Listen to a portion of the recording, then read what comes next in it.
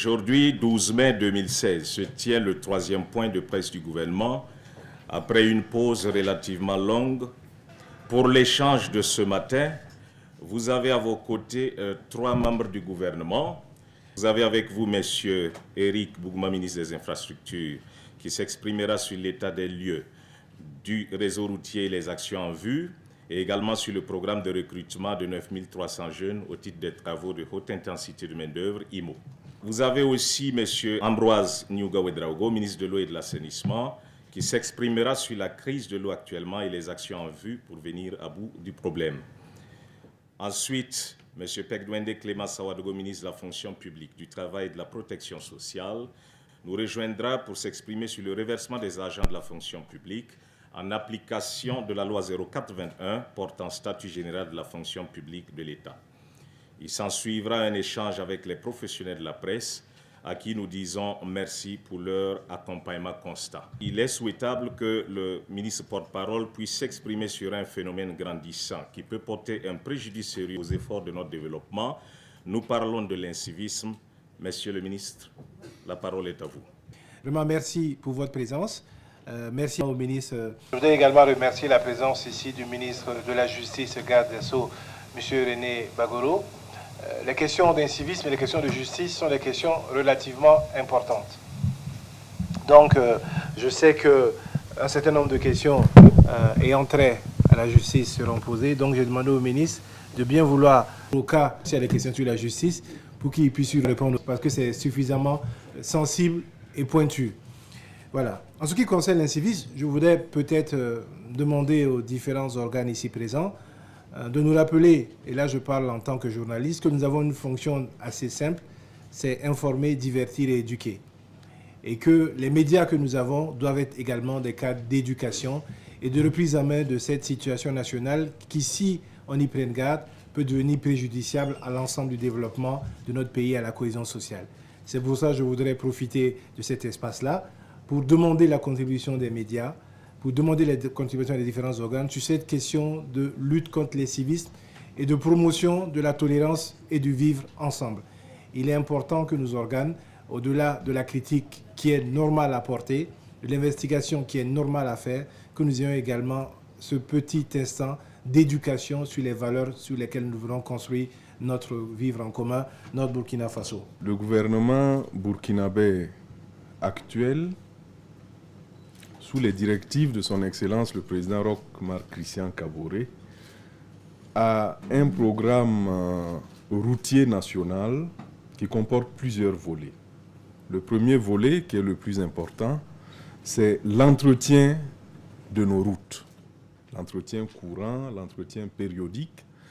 Vous savez que nous avons trouvé un réseau routier qui est dans une situation très déplorable et par endroits dramatique.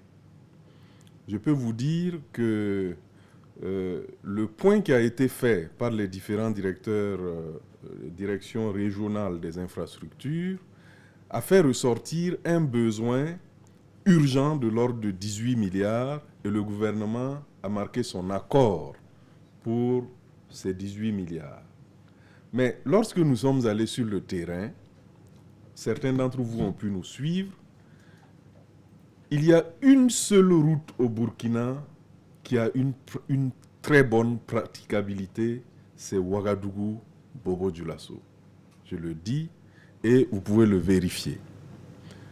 Les autres routes sont dans une situation de acceptable à dramatique. Acceptable, voire bonne, c'est la route nationale numéro 4 entre Ouagadougou et Koupéla.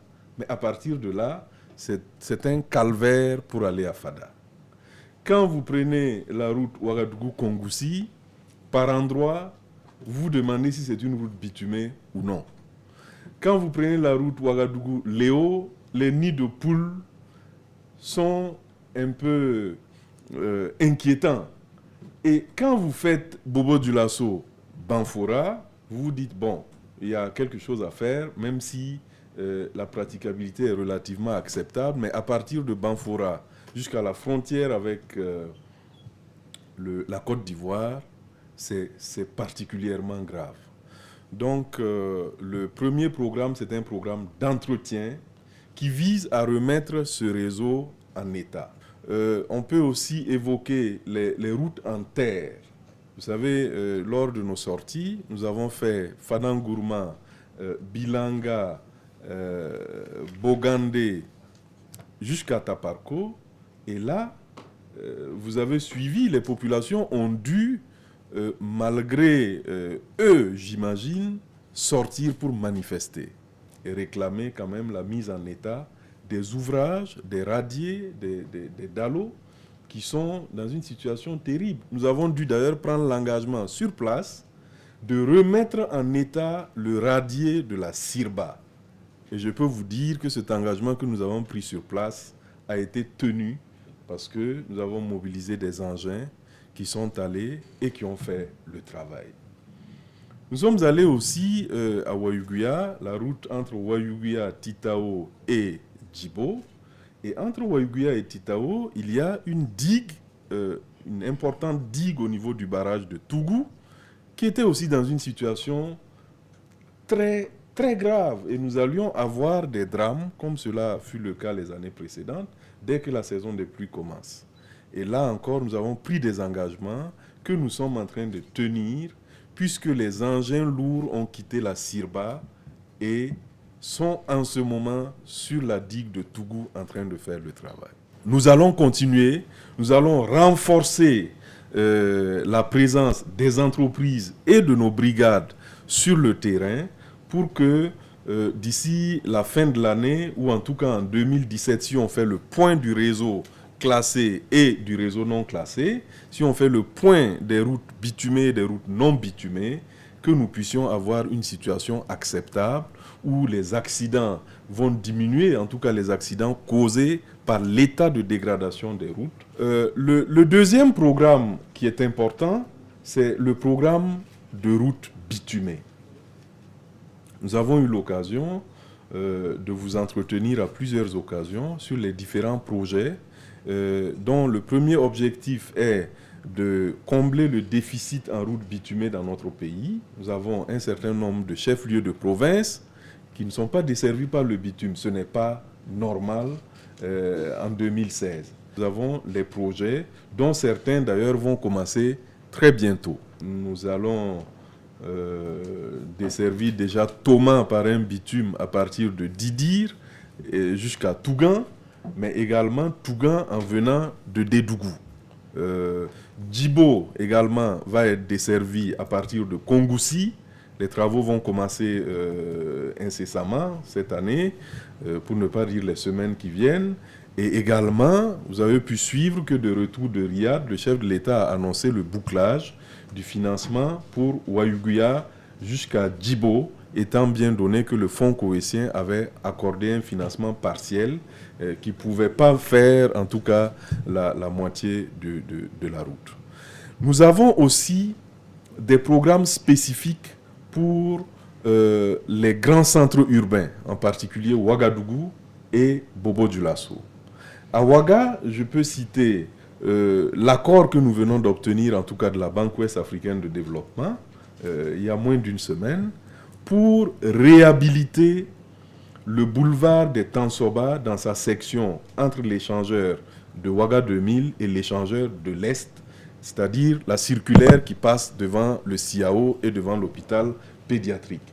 Vous voyez que l'état dans lequel il se trouve pour une ville comme Ouagadougou n'est pas un état normal.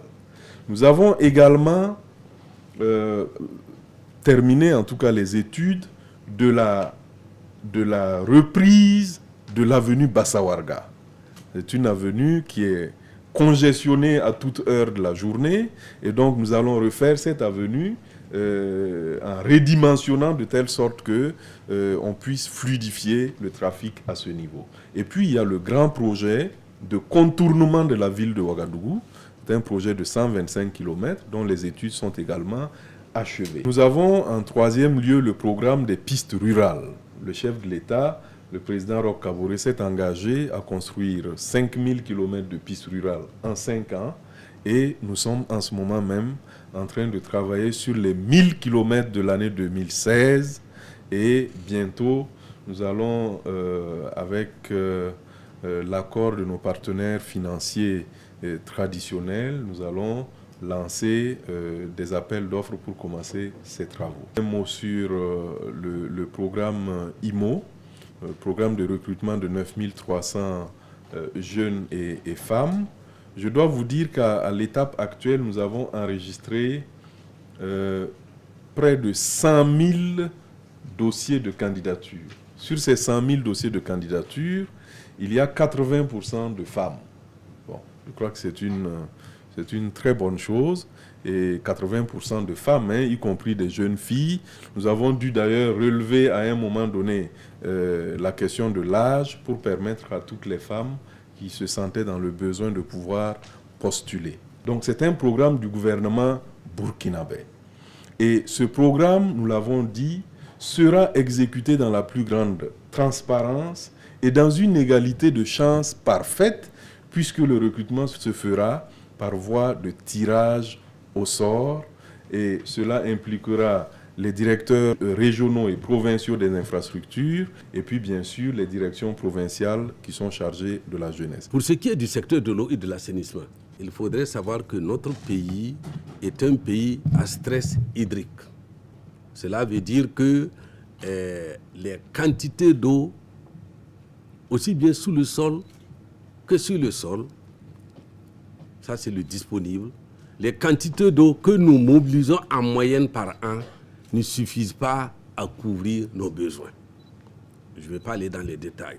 L'eau est transversale et se retrouve dans tous les compartiments de l'économie donc, de notre pays.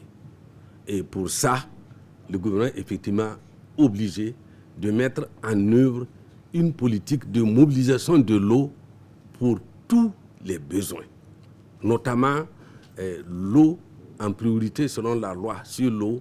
La priorité d'accès à l'eau, c'est pour l'eau potable.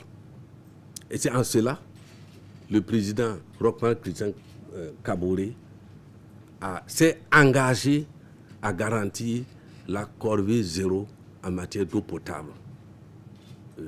La corvée zéro veut dire quoi? La corvée zéro veut dire 3 choses. Qu'on aura réalisé suffisamment d'ouvrages de stockage d'eau pour les besoins moyens de la population. Parce que les besoins, ça dépend si on est en ville, si on est branché, si on est à la bonne fontaine. Cela veut dire aussi qu'on aura garanti un accès facile à l'eau. Parce que l'eau peut être disponible et vous avez des difficultés d'accès, soit à cause de la distance, soit à cause des attentes au niveau donc des points d'eau. La corvée zéro veut dire aussi que vous avez pu prélever la quantité d'eau journalière pour vos besoins. Voilà à peu près la définition de la corvée 02. Et les investissements estimés à ce jour pour l'atteinte de cette corvée 02 en 2020 tournent autour de 500 milliards de francs CFA. Donc voilà camper le décor. Je vais aborder rapidement 2 points qui font bien sûr la préoccupation du moment. D'abord, dans un premier temps, c'est le programme d'urgence en eau et assainissement qui a été lancé le 31 mars 2016.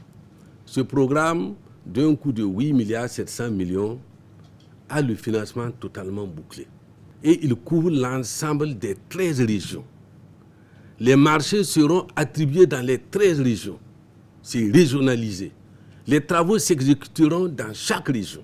Les premières entreprises dans les régions les plus avancées dans le processus d'attribution du marché nous font penser, nous font dire que les premières réalisations se feront dans la première semaine du mois de juin. L'essentiel à la mi-juin et les derniers de peloton dans la 3e semaine du mois de juin. Voilà un peu le schéma qui est attendu. Mais nous pensons que ce programme va s'exécuter et on aura une grande lisibilité d'ici la fin de l'année 2016. Le deuxième point, bien sûr, c'est la pénurie d'eau à Ouagadougou. Mais nous disons plutôt la pénurie d'eau au niveau national. Parce qu'il n'y a pas que Ouagadougou. La plupart des centres urbains connaissent une pénurie d'approvisionnement en eau potable. Ouagadougou, c'est particulier. Et on l'explique par deux informations simples. Ziga 1, qui a été mis en œuvre en 2004, avait couvert en son temps les besoins essentiels de la ville de Ouagadougou en eau potable. Théoriquement, dans la planification. Après 2004, au plus tard, en 2010, Ziga 2 aurait dû être en service. Nous attendons la mise en service de Ziga 2 en 2017, en juillet 2017. Donc vous imaginez aisément que si en 2010, 2011, 2012, Ziga 2 était en service, on n'aurait jamais parlé de cette pénurie d'eau. Aujourd'hui, on aurait plutôt vu la prospection post-2030. Parce qu'aujourd'hui, Ziga 2 couvrira jusqu'en 2030 les besoins en eau pour l'essentiel de la ville de Ouagadougou. Le gouvernement a encore pris des mesures d'urgence dans l'urgence, en 3 composantes. La première composante qui est la plus connue, c'est la distribution alternée. La distribution alternée veut dire quoi? Veut dire, au lieu d'envoyer toute la quantité d'eau à toute la ville de Ouagadougou, à travers la fourniture des châteaux d'eau, faisant que, parce qu'il y a un phénomène naturel, topographiquement, ceux qui sont dans des zones basses n'ont plus accès à l'eau. Et que ceux qui sont dans les zones hautes n'ont presque jamais accès à l'eau.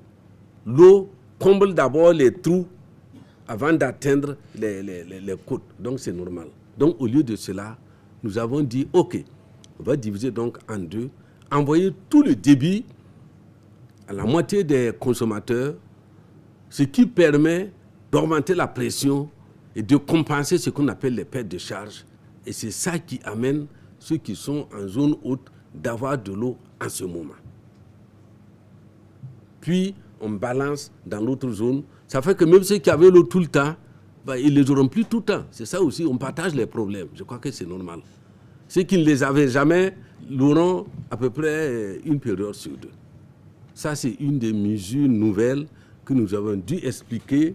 Et je m'attarde sur ça parce que, comme je dis, c'est ça qui fait l'actualité. La deuxième mesure, c'est que nous allons avancer les fameux forages qui sont en attribution. On a dû faire venir des ateliers des autres régions pour pouvoir faire les forages de façon express. Les zones de forage, c'est les zones bleues là, le bleu clair que vous voyez. Vous voyez que toutes ces zones sont périphériques. C'est naturel aussi. Il y a des zones où nous allons faire des injections de débit supplémentaire. Il y a des zones où nous allons faire donc des distributions d'eau par citerne. Parce que la distribution d'eau par citerne, aujourd'hui, nous avons à peu près 7 citernes qui font des rotations de 3 fournitures par jour, qui couvrent vraiment les zones que nous estimons les plus difficiles. Nous informons les populations de faire très attention. Le gouvernement, à travers le ministère de l'eau et de l'assainissement, le ministère de l'eau et de l'assainissement, à travers l'ONIA, nous avons la responsabilité de servir une eau avec la qualité garantie.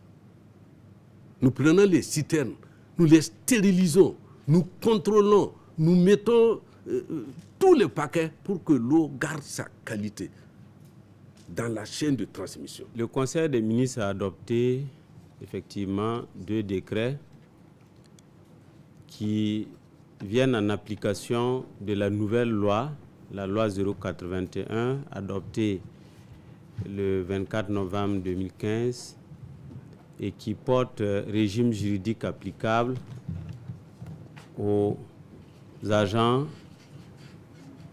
de l'État.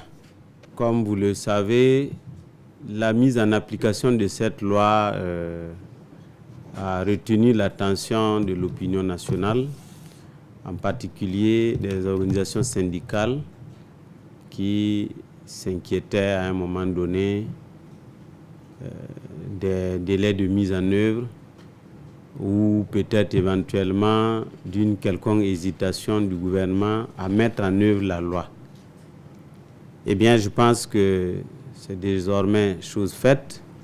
L'adoption de ces 2 décrets va nous permettre de tourner la page à ce niveau puisqu'elle rend désormais possible l'opération matérielle de reversement des agents publics dans la loi 081. De quoi s'agit-il exactement? Il s'agit, dans un premier décret, de définir des tableaux de reversement. Étant donné que tous les fonctionnaires étaient régis par la loi 013 qui avait été adoptée donc en 1998, qui a été modifiée entre-temps et qui avait été critiquée pour un certain nombre de ses aspects, il faut maintenant reverser tous les agents dans la nouvelle situation qui est décrite par la loi 081. Concrètement, cela veut dire que désormais, dans le répertoire des agents de l'État, il n'y a plus de contractuels. Donc, cette catégorie a été supprimée. Bon, je ne reviendrai plus sur les débats de l'époque. Bon, c'était une partie des agents étaient contractualisés, mais en réalité, c'était des contractuels éternels, puisque véritablement, il n'y a pas un moment où on va vraiment mettre fin à ce contrat. Dans la réalité, je dis bien. Théoriquement, oui, mais dans les faits, ça n'a pas trop de signification. Donc, je pense que c'était de bon ton de passer l'éponge sur cette distinction qui n'avait plus tellement de sens. Donc, tous les agents contractuels vont être donc reversés comme des fonctionnaires, mais tous les fonctionnaires également vont être reversés dans une nouvelle situation où les uns et les autres se retrouveront maintenant dans une situation uniforme.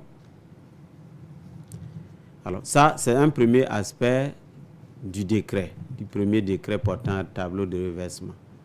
Un deuxième aspect, c'est que ce reversement permet donc aux fonctionnaires, tous devenus fonctionnaires, de se retrouver dans une nouvelle situation catégorielle, dans une nouvelle classification et dans un nouvel échelonnement. Effectivement, l'amplitude des échelons a été quelque peu étendue pour permettre aux fonctionnaires d'évoluer sans discontinuité et aussi sans blocage. C'est-à-dire que dans l'ancien statut, vous pouvez évoluer jusqu'à vous allez gravir les échelons, vous retrouvez au dernier échelon et il vous reste encore 10 ans de service. Pendant ces 10 ans, il n'y a plus d'avancement. Vous voyez? Donc, sur la base d'une étude qui prend en compte ce qu'on a appelé la carrière utile du fonctionnaire, on a déterminé maintenant le nombre d'échelons qui permet à un fonctionnaire d'évoluer normalement et pratiquement jusqu'à la fin de sa carrière, qu'il n'y ait pas donc de blocage précoce. Il y a également un aspect, parce que vous avez les échelons, mais vous avez aussi les classes à l'intérieur d'une catégorie. Donc si vous prenez la catégorie A, A1 par exemple, vous avez la première classe, la deuxième classe, la troisième classe. Dans la première classe, dans le temps, sous la loi 013, il y avait 14 échelons. Dans la deuxième classe, il y avait une dizaine d'échelons. Et dans la troisième classe, vous aviez 5 échelons. Maintenant, vous auriez pour les A1, première classe, 17 échelons. Deuxième classe, 12 échelons. Troisième classe, 8 échelons. Un troisième aspect de ces décrets, c'est la rationalisation de certaines situations qui jadis étaient gérées, j'allais dire, un peu en désordre. Et ça concerne la catégorie P. Alors, les catégories P, c'est un peu comme le summum de l'administration. Je dois déjà à ce niveau faire un distinguo parce qu'il y a catégorie P dans catégorie P. Vous avez les P1, P2, P3. Ce sont les professeurs d'université, les professeurs, les enseignants-chercheurs, les médecins spécialistes bon, les sommités du monde intellectuel, universitaire, hospitalo-universitaire, etc., eux, leur statut n'est pas régi par la loi 081. Ils ont un statut particulier autonome. Donc, eux, ils n'ont rien à voir avec ces décrets qui ont été pris.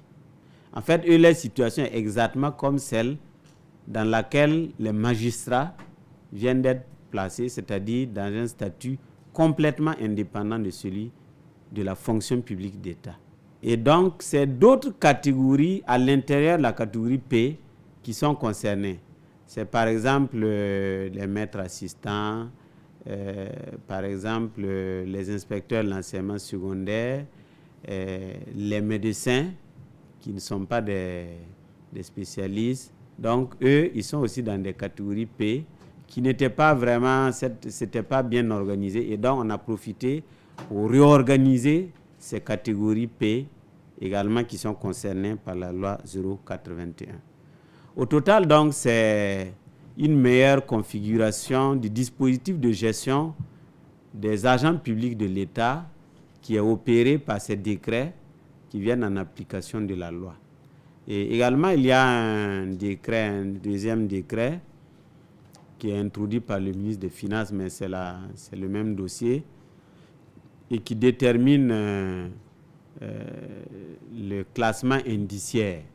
C'est-à-dire que pour chaque catégorie d'agents, on détermine pour chaque classe l'indice correspondant au premier échelon et l'indice correspondant au dernier échelon. Je dois dire que pour en tout cas la grande majorité, aussi bien des fonctionnaires que des contractuels, ils se retrouveront avec une hausse de leur rémunération. La quasi-totalité.